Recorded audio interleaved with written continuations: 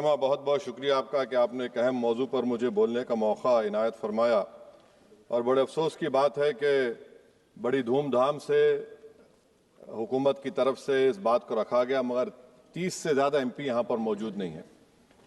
Madam, पहले तो मैं वज़ीर आज़म की इस बात की मजम्मत करता हूँ और उनको बताना चाहूँगा कि जिना के बारे में उन्होंने जो कहा था, हम तो जिना के सख्त मुखालिफ है, इसलिए भारत को अपना वतन माने, मगर 42 में आपके प्यारे वीर और जिना की पार्टी ने नॉर्थ वेस्ट फ्रंटियर, सिंध और बंगाल में मिलकर हुकूमत चलाई और उस हुकूमत ने 1.5 लाख हिंदू और मुसलमानों को अंग्रेजों की फौज में शामिल कराया ताकि वो लड़े। तो किसी शायर ने अच्छा कहा था वजीर आजम के बारे में कि फरेब देकर जमाने को पारसा ना बनिए, इन्हें कहो कि वो बंदा बने खुदा ना बने, अमीर शहर यही चाहता या हजरत कि हमारी चीख गले में रहे सदा ना बने। दूसरी बात मैडम, हमारे वजीर दिफा जनाब राजनाथ सिंह साहब ने बड़ा ही अजीब व गरीब और तकलीफ दे बात कही उम्मुल मोमिनीन के बारे में और उम्मुल किताब के बारे में। उम्मुल मोमिनीन उनको कहते हैं जो हमारे प्रॉफिट मोहम्मद सल्लल्लाहु अलैहि वसल्लम की वाइफ हैं, वो हम तमाम मुसलमानों की माँ, हम उनको तस्वुर करते हैं, मगर हम उनकी इबादत नहीं करते, हम अपनी माँ की इबादत नहीं करते। उम्मुल किताब कुरान है, हम कुरान की इबादत नहीं करते, कुरान अल्लाह का भिजावा कलाम है। तो उसके बारे में शायर ने अच्छा कहा कि खबर नहीं जिन्हें अपने दीन व मजहब की, हमें वो दीन का मतलब सिखाने निकले हैं। अहम बात यह है कि मैडम, हमारे मुल्क का आइन का इस लफ्ज से आगाज होता है वी द पीपल। इसका आगाज भारत माता के नाम से नहीं होता है। हमारे संविधान का जो प्रियम्बल है वो क्या कहता है? Liberty of thought, expression, belief, faith and worship. अगर दस्तूर का ये पहला सफा ये बात करता है तो फिर कैसे किसी शहरी को किसी खुदा, देवी, देवता की इबादत करने पर या सजदा करने पर मजबूर किया जा सकता है? आप ही की पार्टी से आज की जो बातें हुई है इसी का बोल रही हैं।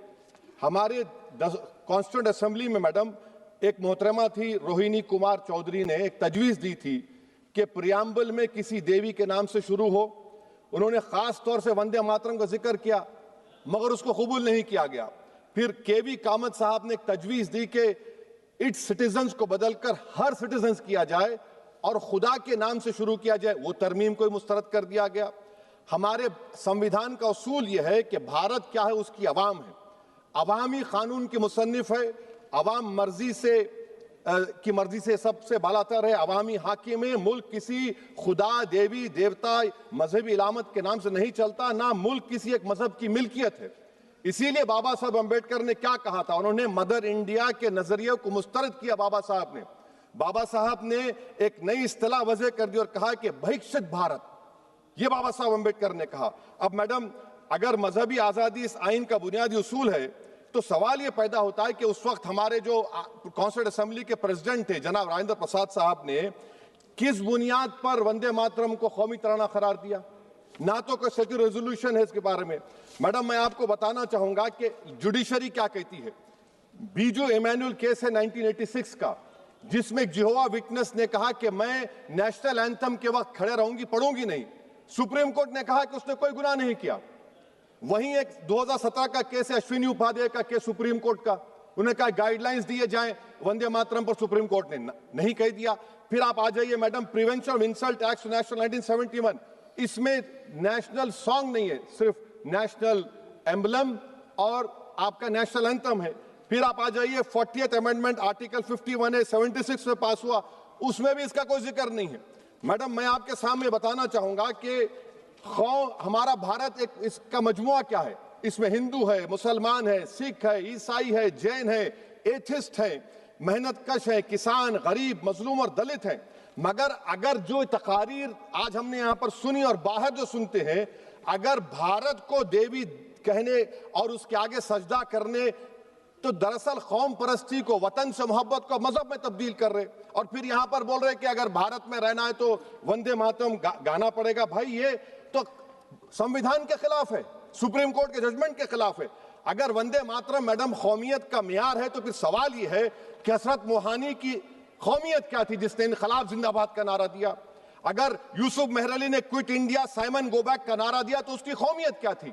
अगर हैदराबाद से मौलवी अलाउद्दीन जो मक्का मस्जिद का पहला मुजरिम है काला पानी में, और तूरेबाज खान जो मारकर लाश को लटका दिया गया था हैदराबाद में 8 दिन तक, उसकी कौमियत क्या थी?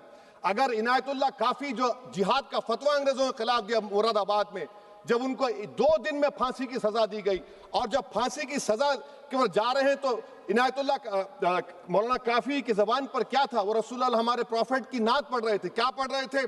कोई गुल बाकी रहेगा ना चमन रह जाएगा, पर रसूलुल्लाह का दीन हसन रह जाएगा। तो उनकी कौमियत क्या थी? माल्टा की जेल में महमूदुल हसन, हुसैन अहमद मदनी 6 महीने माल्टा की जेल की ग्राउंड में पड़े रहे, उनकी कौमियत क्या थी?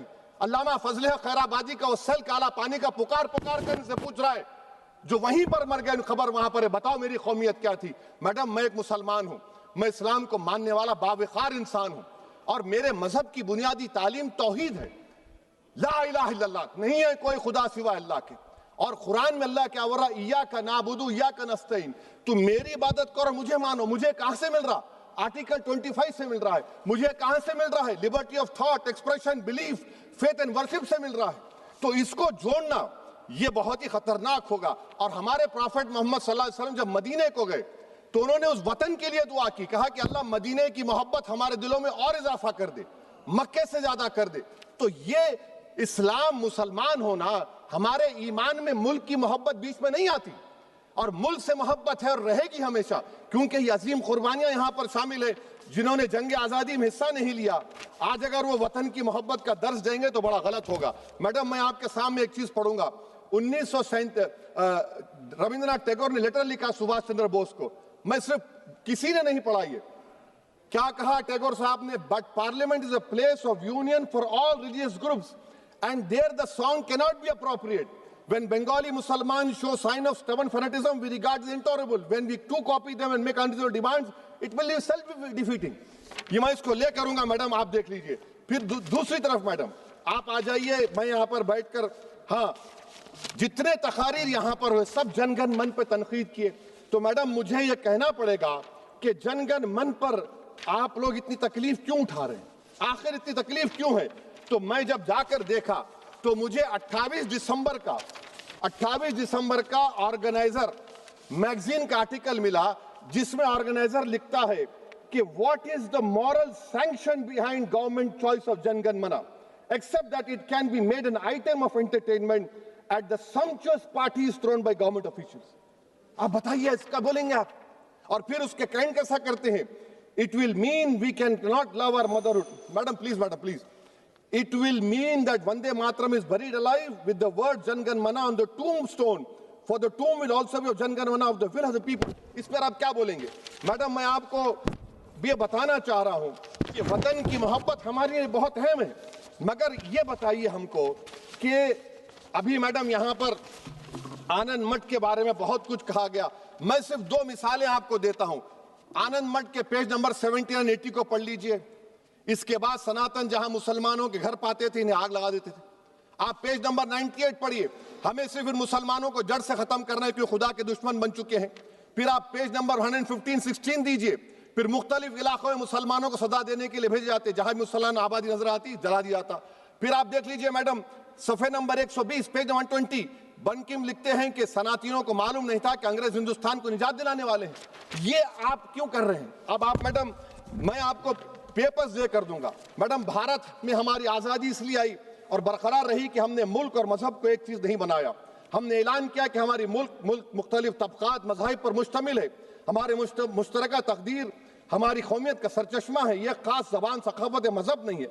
अगर वंदे मातरम का मतन कौम और मजहब को एक बना देता है, अगर हम इसे टेस्ट बनाते हैं वफादारी का, तो फिर मान लीजिए कि यह गांधी, अंबेडकर, टैगोर, बोस और लाखों आजादी के सिपाहियों की सोच को छोड़कर गोडसे की सोच की हिंदू कौमी परस्ताना, मैडम खत्म कर रहा हूं, कौमी हिंदू कौम परस्ताना को इख्तियार करेंगे।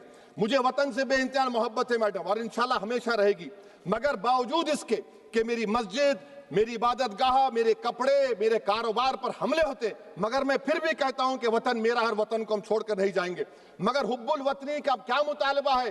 हुब्बुल वतनी ये कहता है कि वतन से मोहब्बत है तो जुल्म को खत्म करो, गरीबी को खत्म करो, बेरोजगारी को खत्म करो, जबर का खात्मा करो, अमन का गहवारा बनाओ, पाकिस्तान की दहशतगर्दी को खत्म करो, एक्सप्लॉयटेशन को रोको, शरारत को रोको, मुल्क के खिलाफ की जाने वाली साजिश खत्म करो। मैडम, भारत एक चमन है जहां पर हर फूल को खिलना चाहिए।